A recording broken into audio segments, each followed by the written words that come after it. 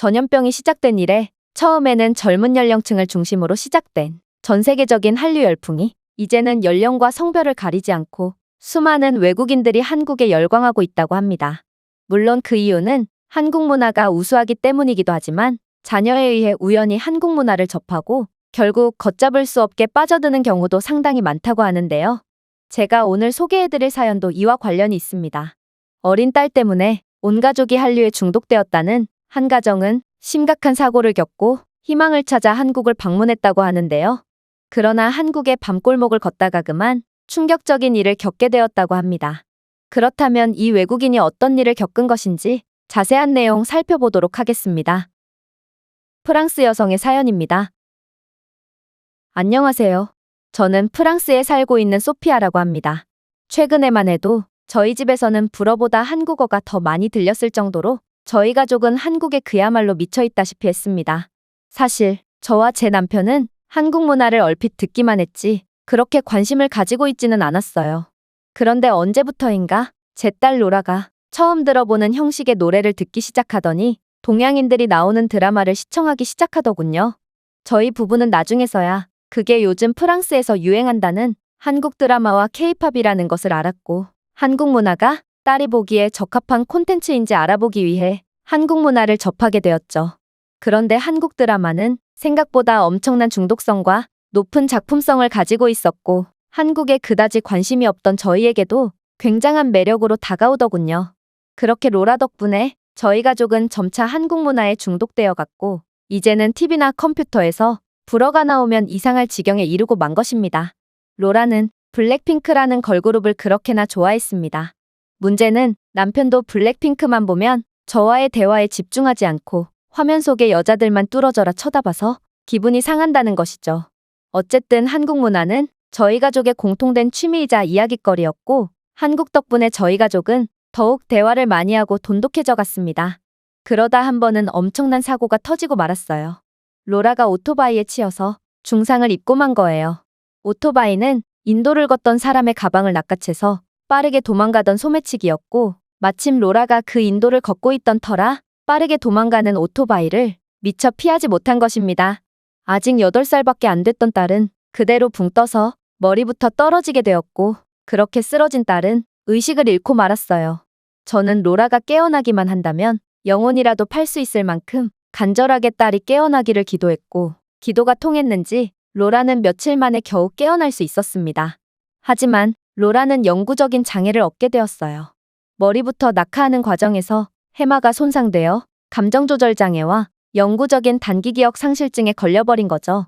어린 딸이 감당해내기엔 너무도 큰 상처에 저는 좌절하고 말았습니다. 로라는 워낙 착한 아이다 보니까 화를 주체하지 못하는 일은 없었어요. 단지 울음을 주체하지 못하는 경우가 잦았죠. 문제는 단기기억 상실증이었어요. 사고 이후로 로라는 짧으면 5초 만에 길어도 1시간 만에 모든 기억을 잃곤 해서 자신이 겪은 일들을 잊지 않으려면 전부 메모해둬야만 했거든요. 로라는 자신이 그렇게나 좋아했던 한국도 잘 기억해내지 못했습니다. 제가 블랙핑크를 말하면 로라는 블랙핑크에 대한 좋은 기억이 떠올랐는지 그저 눈시울만 붉히면서 한참 동안 기억을 더듬으며 블랙핑크에 대해 생각할 정도였으니까요. 그렇게 딸이 한국을 점점 잊어감에 따라 저희 가족의 공통된 관심사인 한국 문화에 대한 토론과 대화도 점점 줄어갔어요. 급기야 한국어만 들리던 저희 집은 이제 고요하거나 이따금씩 불어로 된 뉴스 소리만 나오는 등 몹시 삭막해져 갔죠. 사고 이전에는 늘 웃던 딸이었지만 이제는 무슨 일이 일어나든 금세 잊어버리니 웃음도 점점 사라져갔어요. 저는 이렇게는 안 되겠다 싶었어요. 매일 우울해하는 로라를 위해서라도 이제부터라도 행복한 기억만 만들어주기로 했어요. 딸은 평범하거나 일반적인 기억은 바로바로 잃어버리지만 행복했던 기억은 메모를 하면 영원히 기억할 수 있다고 했거든요. 따라서 저는 딸이 그렇게나 좋아했던 한국을 방문하기로 했습니다. 어쩌면 로라의 삶에서 엄청난 비중을 차지하는 한국을 직접 가봄으로써 증상이 조금이라도 호전될 수 있을 거라고 믿었거든요. 그렇게 저희는 한국행 비행기를 탔습니다.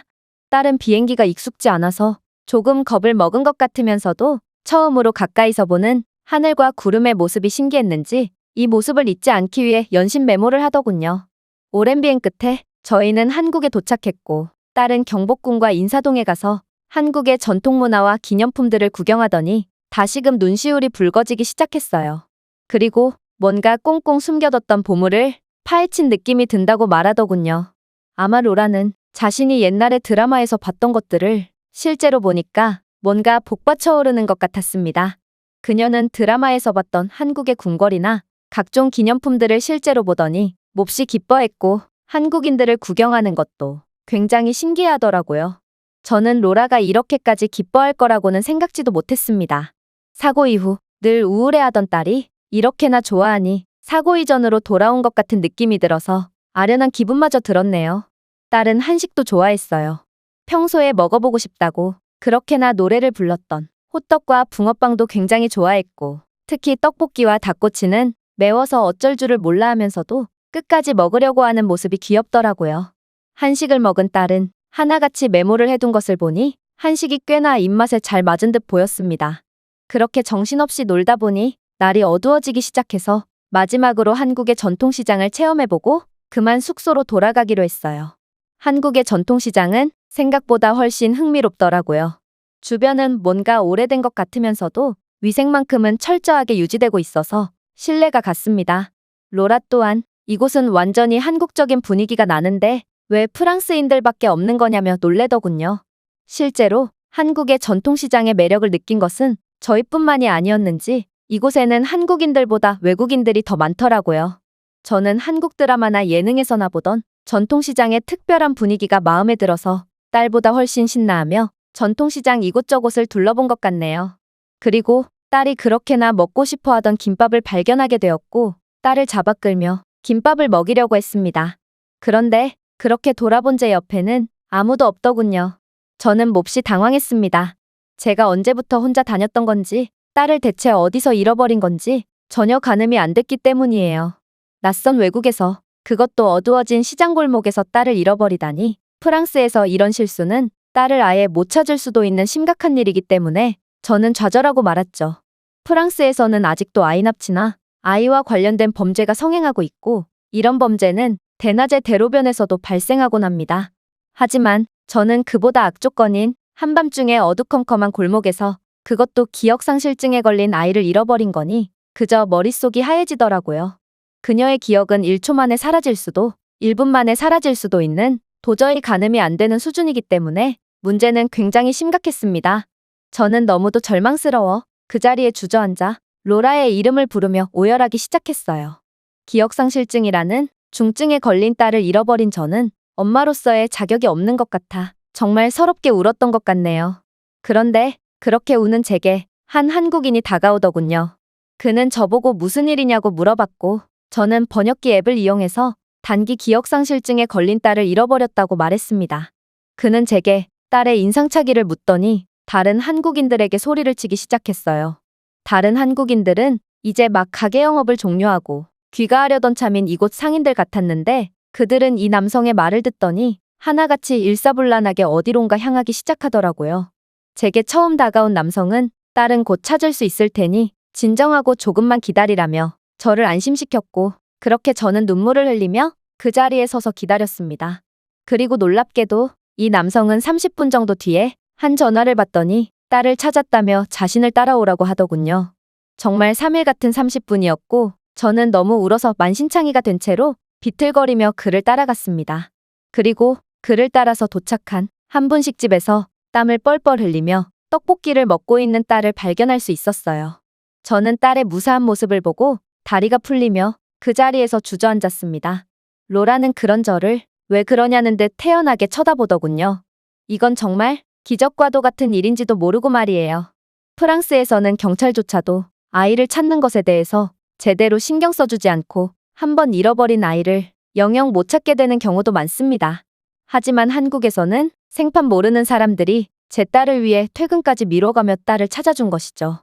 저는 너무 감동받아서 제 딸을 찾게 도와준 한국인들에게 감사를 표했고 로라를 맡아주신 분식집 할머니께 자초지종을 들었습니다.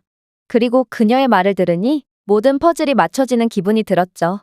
딸은 일전에 먹었던 떡볶이가 계속 생각이 났는지 전통시장의 분식집을 보고 정신이 팔려버렸고 너무 신이 났던 저는 분식집에서 멈춰선 딸을 인지하지 못하고 그냥 혼자서 가버린 것이었습니다. 분식집 할머니께서는 로라 혼자 덩그러니 음식을 구경하고 있는 모습을 보고 아이가 길을 잃었다는 걸 직감했다고 했어요. 여기서 오래 장사하면서 이렇게 음식에 정신이 팔려서 엄마를 잃어버리는 아이들을 많이 봤다며 그때마다 상인들이 아이를 찾아줬다고 했습니다. 그래서 이번에도 아이를 가게 안으로 끌고 와서 떡볶이를 주며 엄마가 올 때까지 기다리게 했다고 해요. 그래서 로라는 자신이 길을 잃어버린지도 모른 채 떡볶이를 먹고 있었던 거였죠. 저는 이런 한국인들의 따뜻한 배려에 감동을 받아서 눈물을 흘리며 저를 도와준 모든 한국인들에게 분식집에서 식사 대접을 해주려고 했습니다. 그러나 저를 도와줬던 시장 상인들은 딸을 찾았으면 됐다며 쿨하게 떠나버렸고 분식집 할머니께서도 제 딸의 딱한 사연을 듣더니 희망을 잃지 말고 열심히 살라며 오히려 떡볶이와 순대 등 분식을 무료로 싸주기까지 하셨어요. 제가 지갑에서 돈을 꺼내려고 하자 제 손을 마구 때리시며 그냥 가라고 손을 휘저으시더라고요. 저는 마치 제 친할머니를 보는 것 같은 모습에 너무나도 감동을 받았답니다. 어떻게 한국인들은 모르는 사람들에게 이렇게까지 호의를 베풀어주는 것인지 한국의 문화가 너무 따뜻하게만 느껴졌어요. 그러나 일의 심각성을 전혀 모르던 딸은 그저 연신 웃고 있더군요.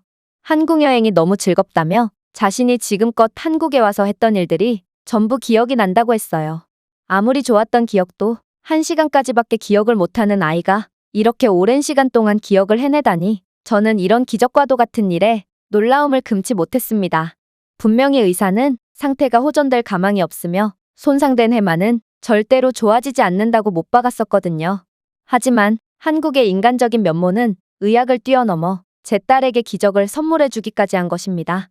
지금 숙소에 돌아온 제 딸은 곤히 잠들어 있지만 저는 너무도 놀라운 이날의 경험과 딸의 호전된 상태에 설레서 잠을 못 이루고 있습니다.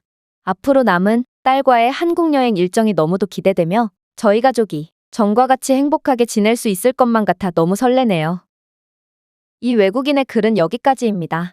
한국 문화를 사랑했던 소녀가 한국에 와서 새로운 희망을 기대할 수 있게 되었던 사연이었는데요. 로라의 상태가 더욱 호전되어 로라네 가족이 예전처럼 웃음을 되찾았으면 좋겠습니다. 제가 준비해온 내용은 여기까지입니다. 끝까지 시청해주셔서 진심으로 감사드리며 여러분들의 구독과 좋아요, 알림 설정은 영상 제작에 큰 힘이 됩니다. 이상 세모튜브였습니다.